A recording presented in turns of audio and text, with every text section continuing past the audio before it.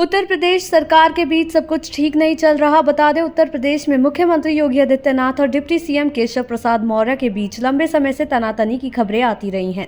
संगठन बड़ा या फिर सरकार, इस मामले को लेकर लगातार राजनीति गर्म होती जा रही है। आपको बता दें कि लोकसभा चुनाव में यूपी में बीजेपी के खराब प्रदर्शन को लेकर भी दोनों नेताओं की अपनी अपनी थ्योरी है। योगी बनाम केशव के झगड़े में अब नया मोड़ ले लिया है।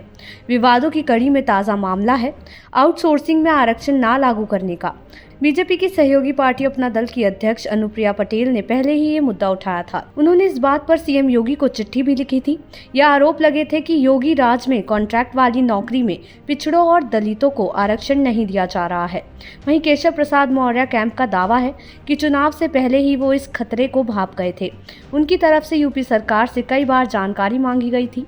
उन्होंने चिट्ठी लिखकर कार्मिक विभाग के एडिशनल चीफ सेक्रेटरी से इस बारे में सवाल किया था कि कितने लोगों को रिजर्वेशन का फायदा मिला, पर उन्हें कोई जानकारी नहीं दी गई। डिप्टी सीएम केशव प्रसाद मौर्य का मानना है कि आउटसोर्सिंग पर दी जाने वाली नौकरी में रिजर्वेशन नहीं दिया जाता है, जबकि यूपी सरकार ने साल 2008 में ही कॉन्ट्रैक्ट पर दी जाने वाली नौकरी में इसकी व्यवस्था की थी। डिप्टी सीएम केशव प्रसाद मौर्य ने योगी सरकार से पूछा है कि अब तक कितने पिछड़े और दलितों को आउटसोर्सिंग में नौकरी दी गई है। उन्होंने इसके लिए 15 जुलाई को नियुक्ति और कार्मिक विभाग के प्रमुख को चिट्ठी लिखी है।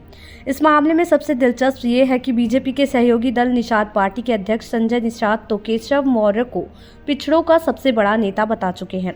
अब तक के इस मुद्दे पर सीएम योगी आदित्यनाथ को बीजेपी की सहयोगी पार्टियां ही घेर रही थी, लेकिन अब तो सीधे सीधे हमला यूपी सरकार में नंबर 2 की तरफ से किया गया है। संगठन और सरकार विवाद के बाद अब सीएम योगी और डिप्टी सीएम केशव के झगड़े में नया फ्रंट खुल गया है। लोकसभा चुनाव में बीजेपी के खराब प्रदर्शन के लिए पार्टी का केंद्रीय नेतृत्व प्रदेश के बड़े नेताओं से लगातार फीडबैक ले रहा है। केंद्रीय नेतृत्व हार के कारणों की तलाश में जुटी है।